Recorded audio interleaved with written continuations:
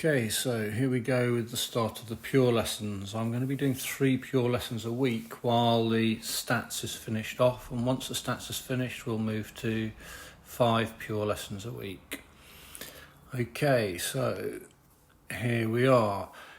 The algebraic fractions. Notice we missed out chapter 1.1. We'll come back and we'll do that chapter actually as the very last thing we do on the course, which is a chapter on proof, which is quite tricky. And as I say, we'll come back to that at the end of the course. So algebraic fractions, this is revision. It's really top-end GCSE stuff and no more.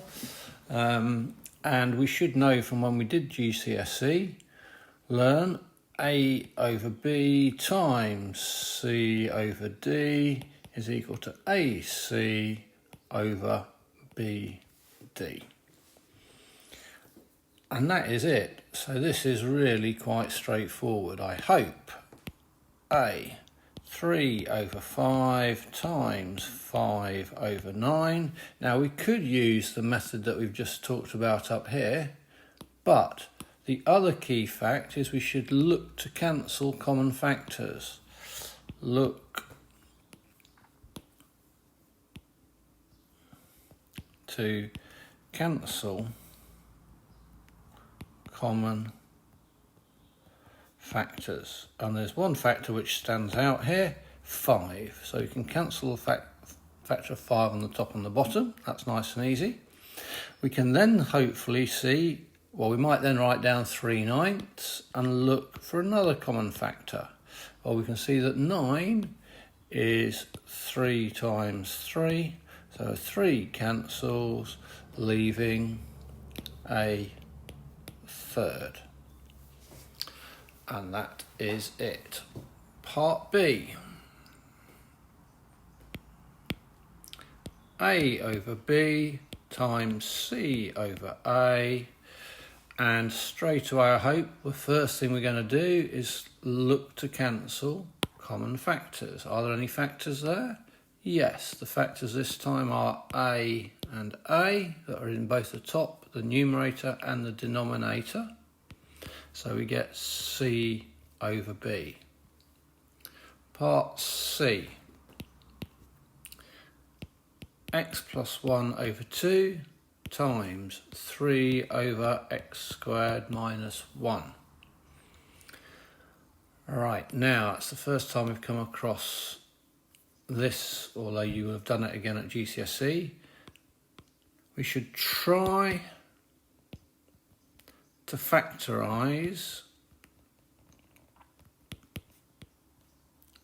all terms first, particularly quadratics in this context. So on the top we've now got 3 lots of x plus 1 as our 2 factors. On the bottom we've got 2 and we've got this quadratic x squared minus 1. So x squared minus 1. We can use our grid, x squared minus 1, and then we need things that multiply to give minus 1 and add, sorry, not written that properly, multiply to give negative 1 and add to give 0. Well, that's 1 and minus 1.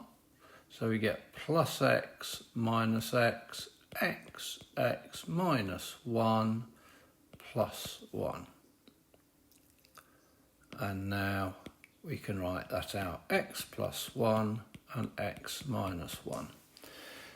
If you remembered the rule for difference of 2 squares, you could clearly have gone from straight from there to there without using the grid. The grid's not essential, but it just helps be accurate on the more difficult questions.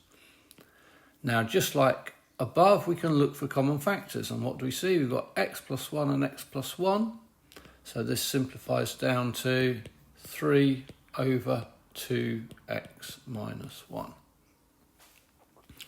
Work attached to that is exercise 1b. So exercise 1b, questions 3, 4, 5 and 6. 3, 4, 5 and 6. But that's not one lesson. We're going to also do the addition of fractions as the second half of this lesson. Okay, so make sure you do that. And then the next example, example 7. And I think I've put in an extra little bit in there as well to help. Okay.